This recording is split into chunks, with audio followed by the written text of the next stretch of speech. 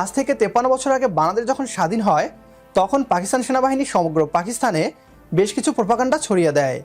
এর মধ্যে একটি অন্যতম ছিল বাংলাদেশ আবারও পূর্ব পাকিস্তান হিসেবে পাকিস্তানের অংশ হয়ে ফিরে আসবে।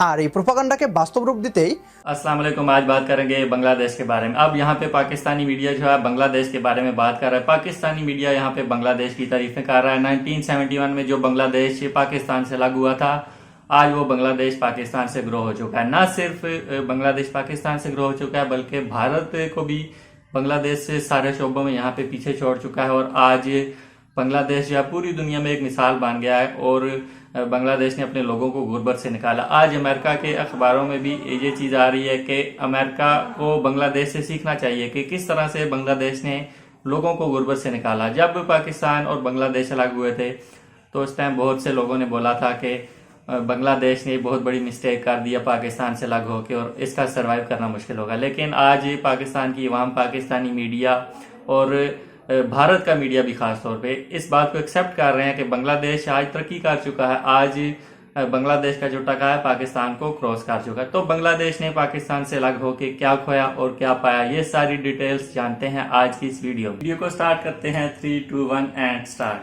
আসসালামু আলাইকুম, আমন্ত্রণ জানাচ্ছি বিডিটিউব ইনফোটেনমেন্টের আজকের আয়োজনে।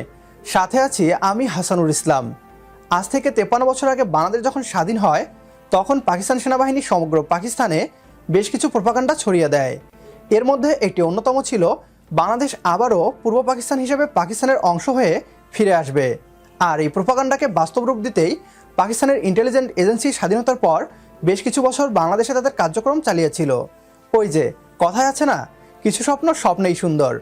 বাংলাদেশের পূর্ব পাকিস্তান হয়ে যাওয়াটাও পাকিস্তান সেনাবাহিনীর একটা দিবাস্বপ্নই হয়ে রয়েছে। তবে পাকিস্তানের সাধারণ জনগণ এটা ভুলে যায়নি।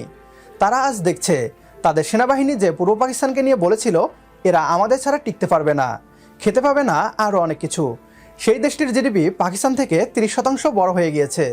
একজন পাকিস্তানি সাংবাদিক আলোচনা করছে কিভাবে একটা দেশের মানুষ যারা খেতে পারত না তাদের জিডিপি আজ পাকিস্তানের থেকেও বেশি হয়ে গিয়েছে।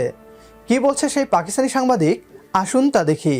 गाइस 2% के लोग जिनको कहा जाता था कि पाकिस्तान से अलहदा हो जाने के बाद उनके पास खाने को खुराक तक मुयसर नहीं होगी, आज उसी बांग्लादेश के पर हम कंपैरिजन करते हैं कि बांग्लादेश के पिछले 10 साल के अंदर पाकिस्तान के मुकाबले के अंदर जीडीपी कहाँ पर पहुंची है, कहाँ से स्टार्ट हुई है। वेल हम मुकम्मल तौर के पर हिस्टोरिकल कंपैरिजन नहीं करेंगे, उससे वीडियो बहुत ज़्यादा लंबी हो जाएगी। हम पिछले 10 साल का कंपैरिजन करते हैं और 10 साल पहले बांग्लादेश का जो जीडीपी था वो था 133 बिलियन यूएस डॉलर। इस फिगर को माइंड में रखना है कि 10 साल पहले 2012 के अंदर बांग्लादेश का जो जीडीपी था वो था 133 बिलियन यूएस डॉलर और उसी साल 2012 के अंदर पाकिस्तान का जो जीडीपी था वो था 244 बिलियन यूएस डॉलर। कितना बड़ा गैप था बांग्लादेश के अंदर और पाकिस्तान के अंदर, और आहिस्ता आहिस्ता ये गैप किस सिचुएशन के अंदर कन्वर्ट होता गया। बेस 244 बिलियन डॉलर एक हैंडसम अमाउंट हमें देखने को मिल रही थी 2012 के अंदर as compared to Bangladesh. But slowly and gradually जिस तरीके से हम आगे जा रहे थे उसी तरीके से बांग्लादेश भी आगे जा रहा था। स्लोली दोनों मुल्क तरक्की करते गए। बांग्लादेश का एक की पॉइंट था कि उन्होंने अपनी मैन्युफैक्चरिंग इंडस्ट्री को काफ़ी ज़्यादा अच्छे तरीके से ऊपर लेकर जाना है। मैन्युफैक्चरिंग इंडस्ट्री के अंदर सबसे ज़्यादा ज़रूरी चीज़ होती है पावर सेक्टर की, कि हमने अपनी बिजली को सस्ते से सस्ता करना है और उससे अपने मैन्युफैक्चरिंग जो इंडस्ट्रियलिस्ट हैं, जितने भी फैक्ट्री ऑनर्स हैं, उनको हमने बेनिफिट प्रोवाइड करना है। ये थी बांग्लादेश की स्ट्रेटजी और यहीं पर ही इससे बिल्कुल अपोजिट स्ट्रेटजी थी हमारे पाकिस्तान की। पाकिस्तान के अंदर क्या सीन था? पाकिस्तान के अंदर सिंपली ये सीन था कि भी कोई भी ऐसा काम कर लो जिससे ये अवाम राजी हो जाए, बस दैट्स इट। आपने कोई भी ऐसा काम कर लिया जिससे ये अवाम राजी होगी आपसे, नो मैटर कि वो कैसा काम है, बल्कि आपने कोई गटर भी साफ करवा दिया ना तो ये अवाम आपसे राजी है, अगली दफा वोट आपका है, दैट्स इट। वैसे काम भी करके हमारे यहाँ पर अपने आप को स्टेबलाइज कर लिया जाता था और जो सी मेजर चीजें होती थी उनके ऊपर कभी भी फोकस नहीं किया जाता था। इंडस्ट्रियल सेक्टर को रेवोल्यूशनाइज ना करने की वजह से हम आहिस्ता आहिस्ता डाउन आते गए और बांग्लादेश के मुकाबले में हम 2018 तक तो स्टेबल रहे कि 2018 के अंदर हमारा जो जीडीपी था वो था 356 बिलियन यूएस डॉलर और 2018 के अंदर जो बांग्लादेश का जीडीपी था वो था 321 बिलियन यूएस डॉलर। मतलब कि आसान अल्फाज में आपको बताऊं तो जो डबल का डिफरेंस था ना पाकिस्तान के और बांग्लादेश के जीडीपी का, वो बांग्लादेश क्रॉस करके आ चुका था। 2018 तक उसने अपनी इकोनॉमी को इतना स्टेबल कर लिया कि वो पाकिस्तान की जीडीपी के मुकाबले में आकर खड़ा हो गया। और याद रखिएगा, पाकिस्तान के पास इंफ्रास्ट्रक्चर डेवलप्ड था, बांग्लादेश ने अपना इंफ्रास्ट्रक्चर मुकम्मल तौर के ऊपर डेवलप किया है।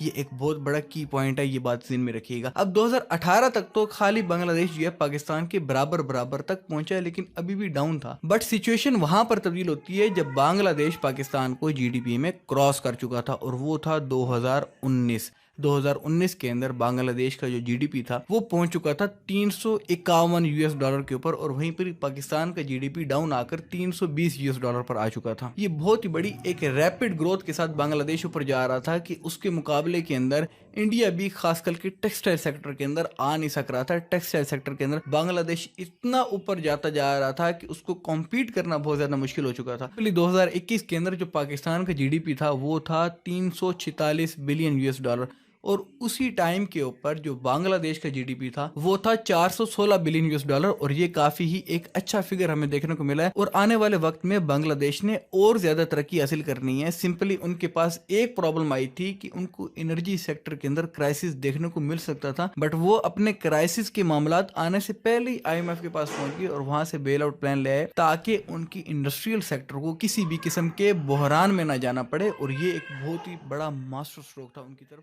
পাকিস্তানের সিনিয়র সাংবাদিকরা বলছে বাংলাদেশের আইএমএফের কাছে ঋণ নেওয়ার বিষয়টি শেখ হাসিনা সরকারের একটা মাস্টার স্ট্রোক ডিসিশন, অথচ বাংলাদেশের কিছু মহাপণ্ডিত এটিকে প্রচার করছে বাংলাদেশ পাকিস্তান ও শ্রীলঙ্কা হয়ে যাবে। ইউক্রেন রাশিয়া যুদ্ধের কারণে বাংলাদেশের অর্থনীতিতে একটা প্রভাব পড়েছে, তবে তা ক্ষণস্থায়ী।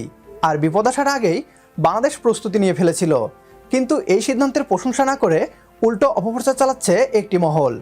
পাকিস্তানের সাংবাদিকরা বলছে ভবিষ্যতে বাংলাদেশের জিডিপি আরও বৃদ্ধি পাবে, আর আমাদের দেশের তথাকথিত কিছু দেশপ্রেমিক যারা বিদেশে বসে বলছে বাংলাদেশ শ্রীলঙ্কা ও পাকিস্তানের মতো দেউলিয়া হয়ে যাবে।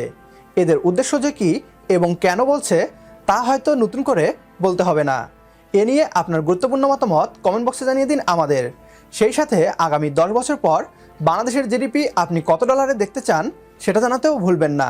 পরবর্তী ভিডিও দেখার আমন্ত্রণ জানিয়ে বিদায় নিচ্ছি আজ। तो ये था आज का वीडियो। जैसा कि आपने देखा कि आज से 10 साल पहले बांग्लादेश का जीडीपी पाकिस्तान से हाफ था और पाकिस्तान का जीडीपी बांग्लादेश से डबल था, लेकिन 10 साल के अंदर अंदर बांग्लादेश की हुकूमतों ने ऐसी पॉलिसियां बनाई, लॉन्ग टर्म की पॉलिसियां बनाई और अपना जो इंडस्ट्री का सेक्टर था उसको ऊपर लेके गए। अपनी इंपोर्ट एक्सपोर्ट को उन्होंने देखा और अपनी एक्सपोर्ट्स को उन्होंने इंक्रीज किया। अपना टेक्सटाइल सेक्टर उन्होंने तेजी से पूरी दुनिया में इंक्रीज किया और आज बांग्लादेश दुनिया का सेकंड बड़ा टेक्सटाइल एक्सपोर्टर है। जबकि दूसरी तरफ पाकिस्तान में इस तरह के प्रोजेक्ट्स लगाए गए, पुल बना दो, सड़कें बना दो, स्ट्रीट को पक्का करवा दो, उस बेस पे वोट्स लिए गए और इंडस्ट्री के सेक्शन को इग्नोर किया गया, अपनी एक्सपोर्ट्स को यहाँ पे इग्नोर किया गया। और पाकिस्तान का इंफ्रास्ट्रक्चर जो है वो पहले से बना हुआ था, लेकिन बांग्लादेश ने अपना इंफ्रास्ट्रक्चर दोबारा से बिल्ड किया और आज बांग्लादेश जो है पाकिस्तान से इकोनॉमी में आगे निकल चुका है और पाकिस्तान की इकोनॉमी क्राइसिस का शिकार है। आज पाकिस्तान की इकोनॉमी जो है श्रीलंका जैसे क्राइसिस को देख रही है, जबकि दूसरी तरफ बांग्लादेश की इकोनॉमी में थोड़ा सा प्रॉब्लम आया, उनके फॉरेन रिजर्व थोड़े से डाउन गए, तो वो फौरी तौर पे IMF के पास गए और उन्होंने IMF की मदद लेके बांग्लादेश ने अपना जो पावर सेक्टर है उसको सिक्योर कर लिया। और यहाँ पे कुछ लोगों ने, भारतीय मीडिया ने और पाकिस्तानी मीडिया ने भी कुछ नेगेटिव खबरें फैलाई कि पाकिस्तान के साथ साथ अब बांग्लादेश भी IMF के पास जा रहा है। लेकिन पाकिस्तान का IMF के पास जाना और बांग्लादेश का IMF के पास जाना दो अलग चीजें हैं। बांग्लादेश ने